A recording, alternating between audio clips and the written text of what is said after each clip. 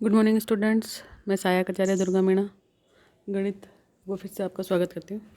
अब next topic है हमारा, कल मैंने आपको केंद्रज पढ़ाया था इवोल्यूट। अब नेक्स्ट टॉपिक है हमारा मैक्सिमा और मिनिमा। हमने फर्स्ट 12th में पढ़ा था एक चर के लिए मैक्सिमा और मिनिमा। ये आ जाएगा हमारा दो चर के लिए मैक्सिमा और मिनिमा। नहीं बस्ती है ना। तो देखिए क्या होता है।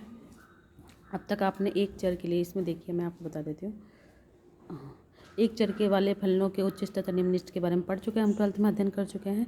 तो ये भी हम देखे हुए थे पहले कि y अथवा एफ एक्स, वाई किसका फलन होता है, एफ एक्स का ही होता है ना। तो x में x के मान के साथ y भी बढ़ता है, तो वो वर्धमान फलन हो जाता है।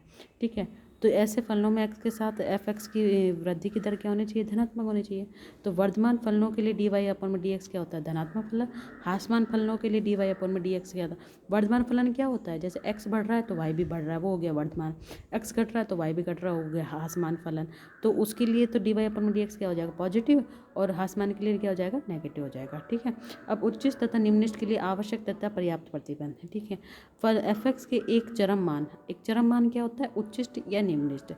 एफ सी होने का आवश्यक प्रतिबंध है एफ डैश सी बराबर 0, तथा यह मान एफ सी उच्चिष्ट होता है एफ डैश सी बराबर 0 या तथा एफ डबल डैश सी ऋणात्मक हो। ठीक है, एफ डैश सी बराबर तो 0 होना चाहिए और एफ डबल डैश सी ऋणात्मक होना चाहिए। ठीक है, तो उच्चिष्ट और निम्नलिखित होने के लिए क्या होगा, जैसे एफ एक्स का कोई मान है x बराबर सी पे बोल रहे हैं, चरम मान कब माना जाएगा, जब एफ डैश सी बराबर क्या होगा, 0। ठीक है, एफ डैश सी यानी पहले तो अपन एफ डैश एक्स निकालेंगे और x बराबर सी रखेंगे। तो अगर वो 0 आ गया तो F double dash C negative आया, मतलब एफ डबल डैश निकाला अपन ने x, फिर उसमें x बराबर सी रखा। अगर वो नेगेटिव होगा तो वो होगा उच्चिष्ट। ठीक है, और अगर निम्नलिखित कब होगा, जब एफ डैश सी बराबर 0 और एफ डबल डैश सी क्या होगा हमारा, धनात्मक होगा। ठीक है, तो ये हमारा पर्याप्त प्रतिबंध है उच्चिष्ट तथा निम्नलिखित के लिए। ठीक है, चलो अब नेक्स्ट है दो चरों के फलनों के चरम मान। ये तो हो गया दो चरों के फलनों के लिए, वो तो एक चर के लिए, अब दो चरों वाला है। ठीक है, दो चरों के लिए देखते हैं क्या होगा, है ना। जेड बराबर एफ एक्स वाई, वो तो था y बराबर एफ ऑफ एक्स के लिए, है ना, चरम मान था। अब ये हमारा वो हमने पिछले, ये जो मैंने बताया ये हमारा पहले पढ़ा हुआ है। अब हमारे दो चर के लिए लेंगे जेड बराबर एफ एक्स वाई के। तो वो बिंदु था एक्स बराबर सी, और यहाँ एक्स वाई होगा ए बी के समीपवर्ती बिंदु। ये दे रखा है, ये सिर्फ परिभाषा है, इनको आप पढ़ लीजिए। लोकल मैक्सिमम की परिभाषा होती है F of A B greater than F A plus H B plus H. ये ग्रेटर देन होना चाहिए, तो हो गया उच्चिष्ट हो गया। लोकल मिनिमा ये हो गया। ठीक है, ये सब चीज़ें परिभाषा है। इसके जो वर्किंग मेथड है वो हमारा इंपॉर्टेंट है। जैसे ये वाला वर्किंग मेथड था, वैसे ही दो चरों के लिए जो वर्किंग मेथड मैं आपको बता देती हूँ वो।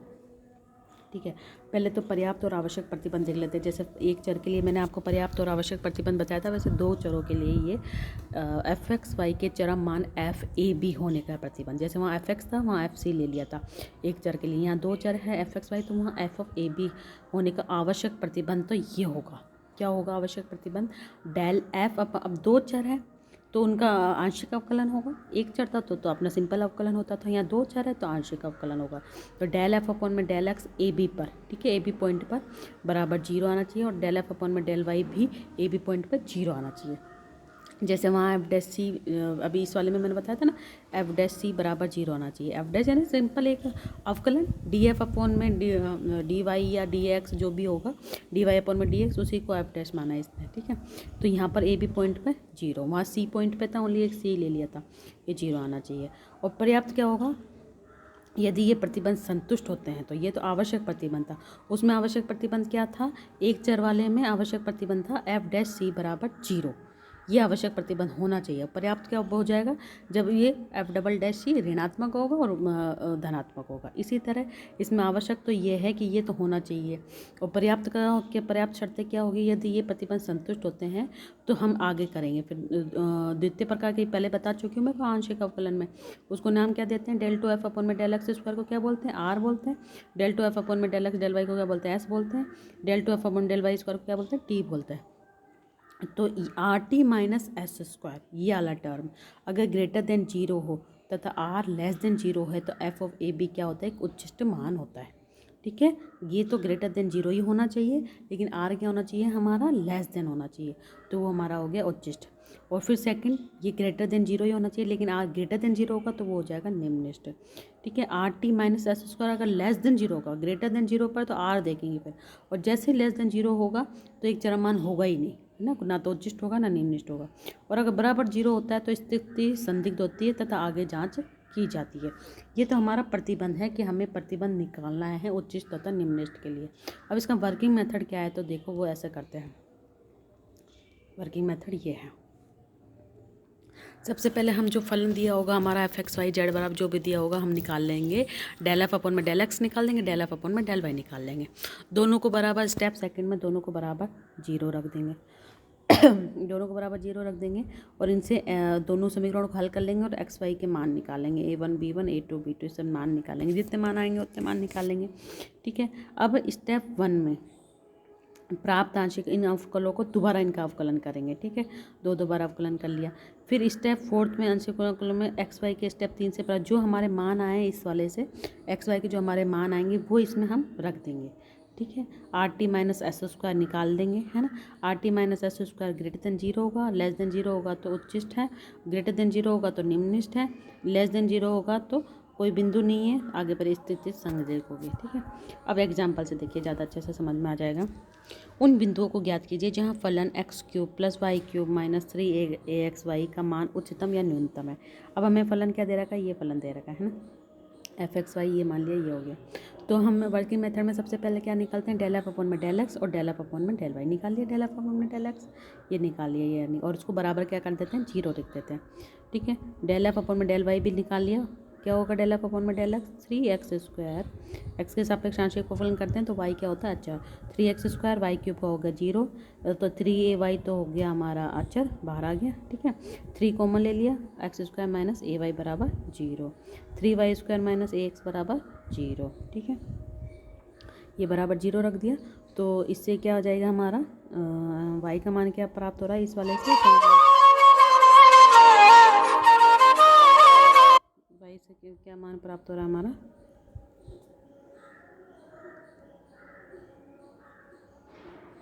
ये हमारा y का मान इस समीकरण 1 से y का मान प्राप्त हो जाएगा, एक्स स्क्वायर अपन ए, 2 में इसमें मान रख देंगे, ये आ जाएगा, तो x बराबर जीरो और y बराबर जीरो, तो x और y की जीरो आएगी या a आएगी, y की भी जीरो या a आएगी, x और y के मान निकालने होते थे उससे अपन को, तो x बराबर जीरो या a आएंगे, तो पॉइंट क्या क्या हो गए, जीरो जीरो a, ये हमारे पॉइंट हो गए, स्तब्ध बिंदु हो गए, जीरो रखने पे जीरो और वहाँ a रखने पे a आ रहा है ना।